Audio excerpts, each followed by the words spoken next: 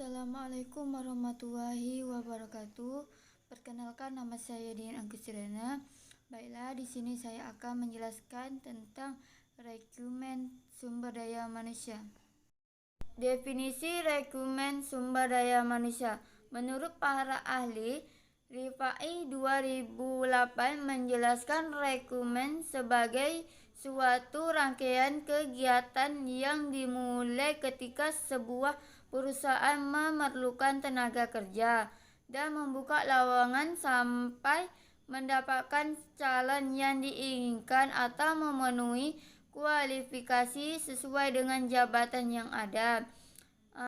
Menurut para ahli Sirat 2006, rekrumen atau penarikan calon pegawai merupakan rangkaian kegiatan yang dilakukan secara terencana guna memperoleh calon-calon pegawai yang memperoleh syarat-syarat yang ditentukan oleh suatu jabatan tertentu yang dibutuhkan oleh suatu organisasi.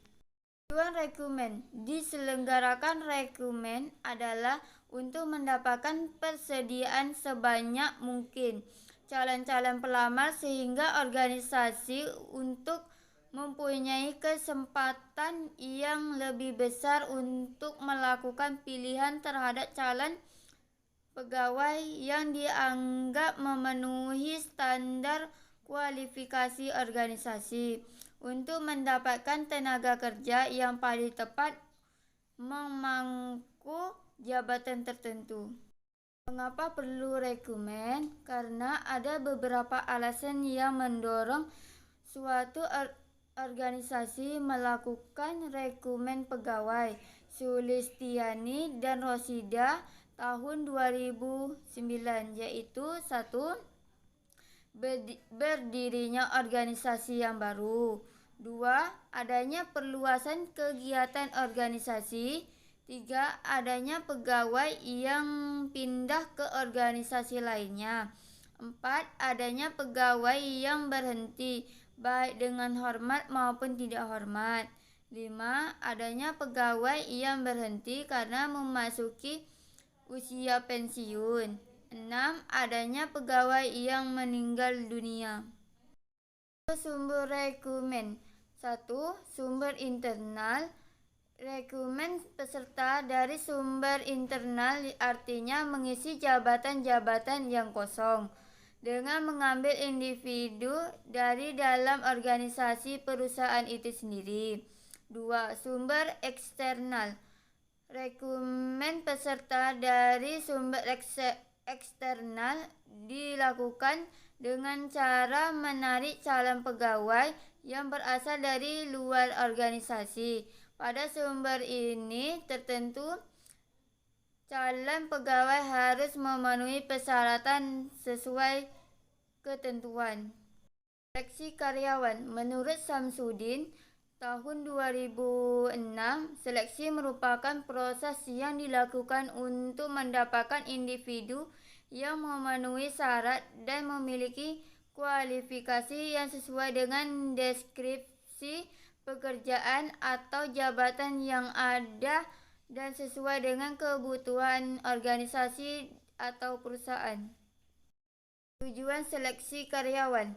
Seleksi penerimaan karyawan baru bertujuan untuk mendapatkan hal-hal berikut. A. Karyawan yang kualitatif dan potensial. B. Karyawan yang jujur dan berdisiplin. C. Karyawan yang cakap dan menempatkannya yang tepat. D. Karyawan yang bertampilan dan bersemangat dalam kerja. E. Karyawan yang memenuhi persyaratan undang-undang perburuhan. Proses seleksi karyawan.